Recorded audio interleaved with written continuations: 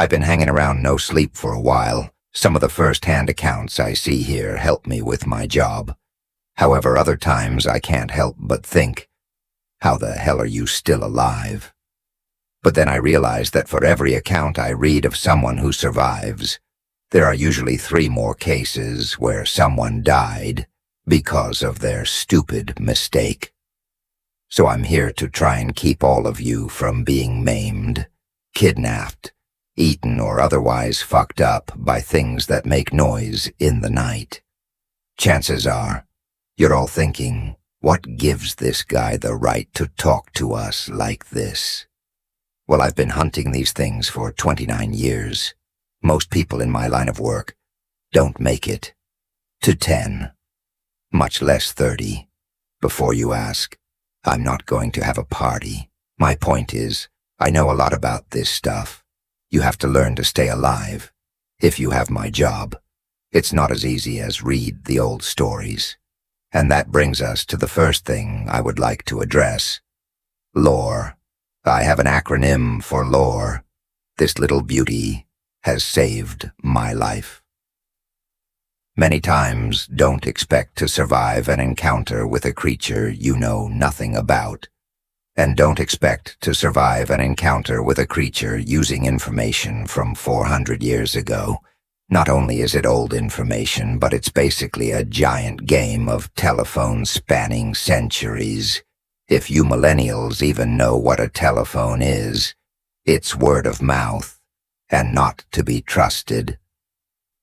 For example, there are many differences between the European werewolf and the North American skinwalker. One important difference to know is that werewolves have no power over their transformation, whereas skinwalkers can transform at will when they master the technique when faced with a werewolf. Expect it to act like a rabid beast. However, they are predictable in the sense that they will attack almost anything. They are usually between 2.5 and 3 met. Depending on the height of the individual before the transformation, they are of robust constitution, and extremely strong lycanthropy is a disease. The movies got it right.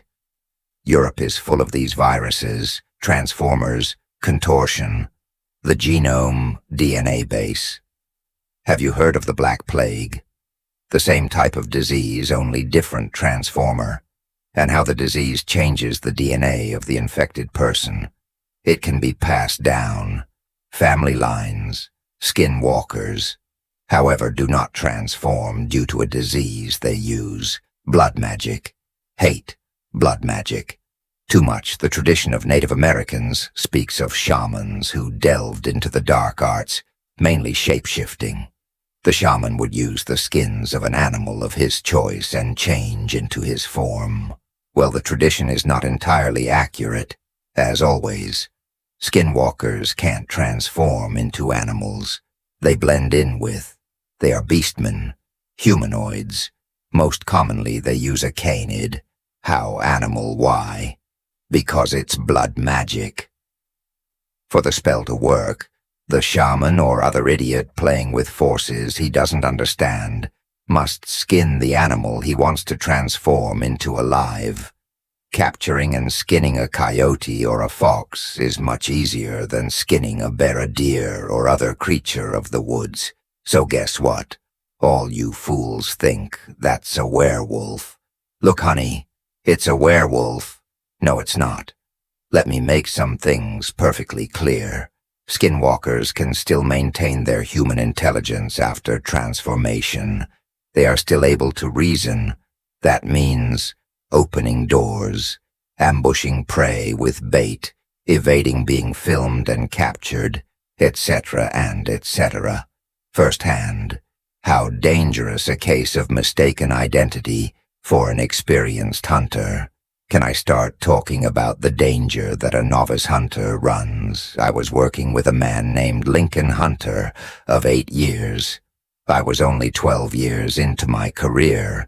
We had received a tip from a local shaman on an Indian reservation that something was wrong whispered of sacrificed animals and howls in the night.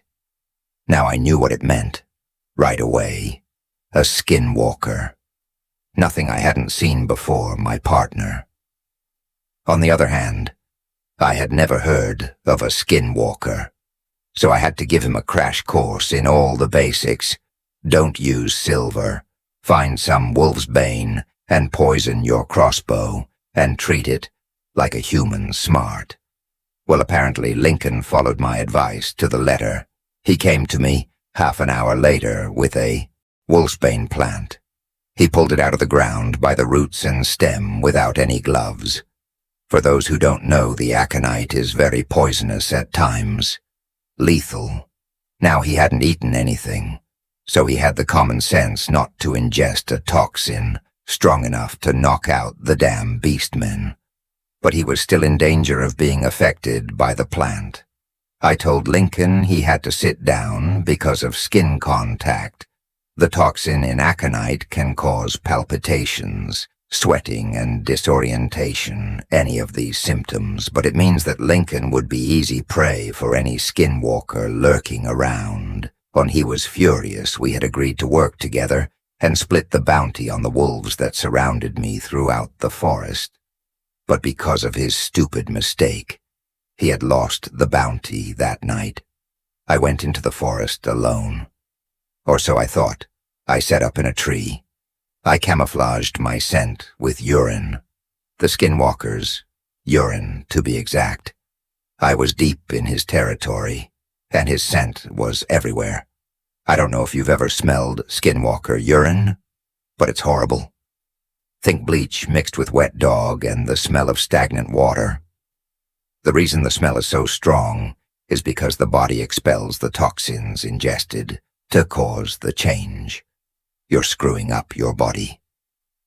When you do a skin change, and it's no joke, most men break under the stress of the transformation. They turn feral, and when the change ends with sniveling babies, unable to reason or speak for this reason. Most of the times my work ends before it starts, but sometimes a man is strong enough to survive the change.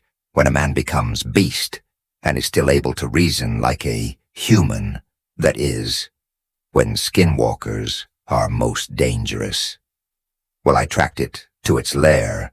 It is a safe space to withstand the change.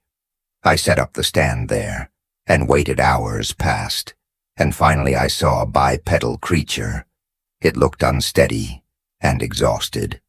I took a look through the scope of my night vision-equipped crossbow and swore it was Lincoln. That bastard had tracked my bastard to his house, and the moron was knocking on his door to his credit. He did most everything right. He even brought the monkhood. Unfortunately, unless it was distilled, it gave off a smell that a skinwalker could smell a mile away. Now I knew Lincoln was dead. The damn skinwalker would have picked up the scent of that plant by now. There was no way he was going to get out of this, and as the activity continued, I had to assume the skinwalker had survived the initial change. Once he ate a hunter, he would be on the verge of more. So I did the only thing I could do to stay alive. I shot the Cretan Lincoln in the back with a crossbow bolt. It was a clean shot.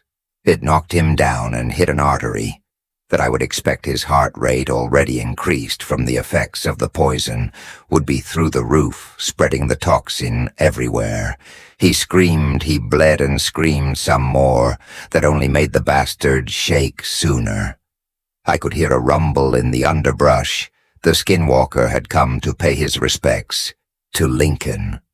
If he was screaming before, now he was screaming for real. That beast had its snout on his chest before he could blink demons, before I could blink. The first time you see one of these things, it's disgusting. But over time, you start to see them as the magnificent predators that they are. As I sat there watching that skinwalker feed on Lincoln, it was almost cathartic. So I waited a little longer after he finished, and he started to, and I mean really leaving trails everywhere and peeing. He also tried to run, but couldn't. The poison was already taking effect. I think halfway there, the big beast Lincoln Pieces and Blood realized he was dying. He growled, looked around, howling at the night sky. Then he saw me come down from my post. I walked up to the skinwalker and looked him in the eyes. His eyes told me everything I needed to know, the way they looked at me and stared into mine. I knew it was me who had outwitted him, and he hated me for it. So I put a bolt between his eyes and burned Lincoln's body too, or what was left of him. My family has been hunting these things for generations, and if there's one thing I've learned in almost 30 years of hunting, it's that to kill a monster, sometimes you have to be one. Now some of you may find my methods a little extreme. You'll be happy to know my wife and kids are less brutal. My son Ian is in Ireland, studying the FE.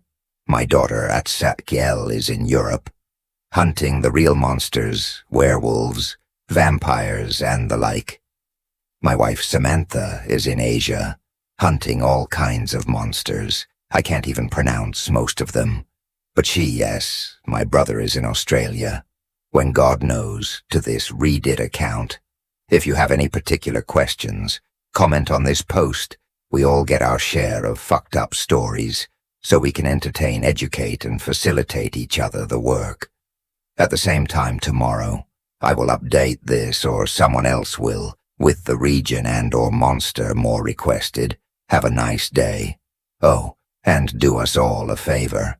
If you don't fuck with anything, you don't understand. You won't want to end up like Lincoln.